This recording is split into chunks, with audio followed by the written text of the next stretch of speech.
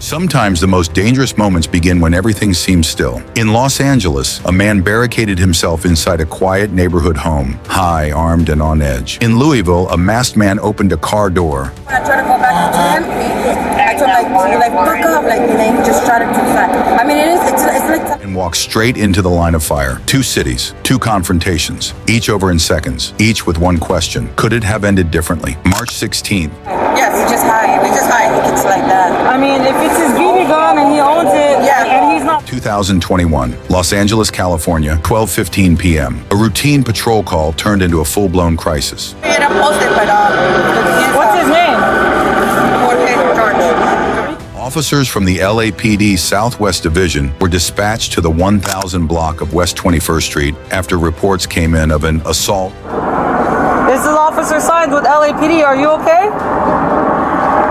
With a deadly weapon. But this wasn't your typical armed encounter. The man in question, 36-year-old Jorge Cerda, had already discharged a firearm. Well, we don't want to go in there. We don't want anyone to get hurt. You're not in trouble. We don't want you to die today. Witnesses claimed he was erratic, unstable, and possibly high on narcotics. By the time officers arrived, Cerda had barricaded himself inside a single-story residence. He was armed. I want to leave, but we just got to talk to you real quick, and you can finish your family matters. Agitated and unresponsive. Given the risks, this wasn't a situation for standard procedure. SWAT was immediately summoned. Their first objective: with you.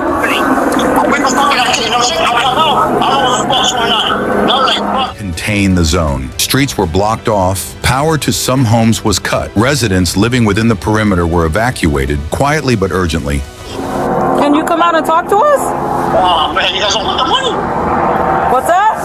Unsure if they'd return home to broken windows or bullet holes. Outside, officers with assault rifles lined up behind vehicles in concrete. Hello?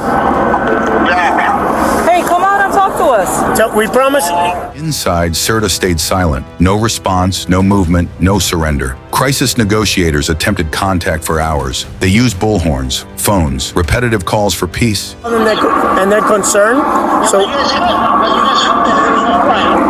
because they thought that there... But Cerda never picked up. He wasn't interested in talking. As night crept in and communication hit a wall, the decision was made: deploy chemical gas to force Cerda out. Somebody called and they thought there was a real gun. Okay. Tactical teams launched gas canisters into the house. Thick, choking clouds of irritants filled the rooms, designed to leave no safe corner. But instead of surrender, Cerda fired. From inside the smoke-filled home, 2 rounds were discharged. No, we don't even want to do that. George, we're not even concerned about any record.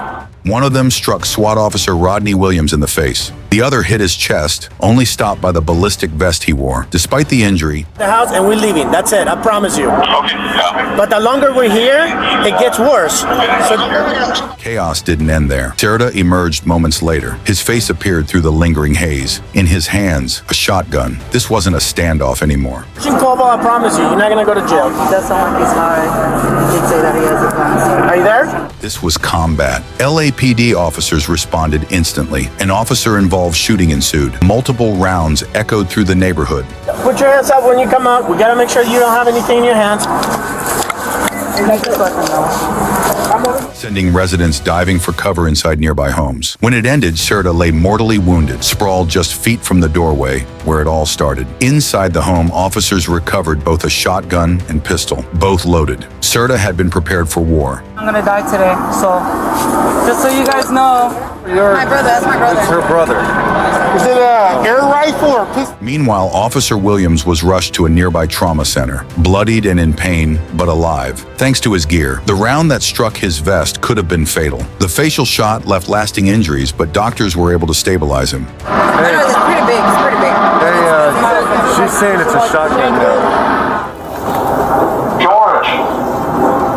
In the end, Jorge Cerda never said a word to police. He left no notes, no manifesto, no explanation, only destruction. To this day, investigators don't fully understand why Cerda opened fire. He wants to make sure you're safe.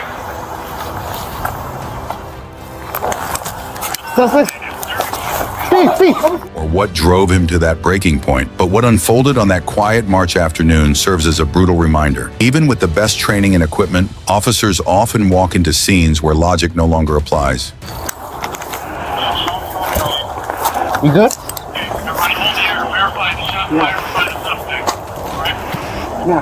And survival comes down to seconds. June 19th, 2023, Louisville, Kentucky. It was just after 1:30 p.m. in a quiet neighborhood in Louisville. Two undercover officers with the Louisville Metro Police Department's fugitive unit were parked in an unmarked vehicle. Come on with your hands up!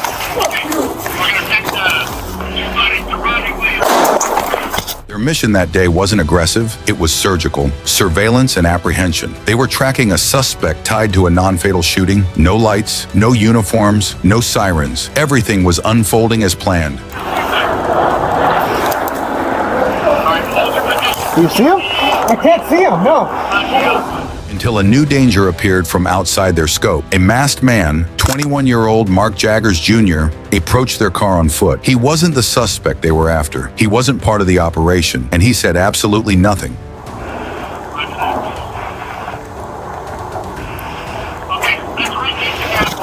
In a split-second decision, he reached for the driver's side door, yanked it open, and aimed a loaded handgun directly at Officer Hayden, who was seated behind the wheel. There was no warning, no demand, just a sudden, silent threat. Hayden reacted instantly. He drew his service weapon and fired multiple rounds through the open door. Jaggers fell backward, the gun dropping from his hands. The officers quickly moved to secure the area, weapons raised, eyes scanning for secondary threats. When the immediate danger passed, the tone shifted. The officers radioed for emergency medical assistance and began rendering aid. Paramedics arrived within minutes. Jaggers was transported to the University of Louisville Hospital. Despite efforts to revive him, he was pronounced dead. But the questions didn't end there. Shortly after the incident, Jaggers' father spoke publicly. He claimed his son wasn't trying to carjack anyone, that he believed the car was abandoned, dumped, and had opened the door purely out of curiosity. But that version of events didn't align with what investigators found. The body cam footage showed the reality. The suspect was masked, he was armed, he made no attempt to communicate, and his actions forced a split-second, life-or-death decision. There was no time to assess intent, only survival. What happened next added another layer of complexity. The original suspect officers were looking for 23-year-old Rex Wright Jr. learned about the shooting and turned himself in the same day. He was wanted for a previous non-fatal shooting and was the subject of the surveillance stakeout. Meanwhile, the officers involved were evaluated and found uninjured physically. But incidents like this don't fade easily. For the department, this shooting became another flashpoint in a city still carrying the weight of prior controversial police encounters. For some, Jaggers' actions were criminal. For others, they were misunderstood. But one fact remains clear. When a masked gunman opens a car door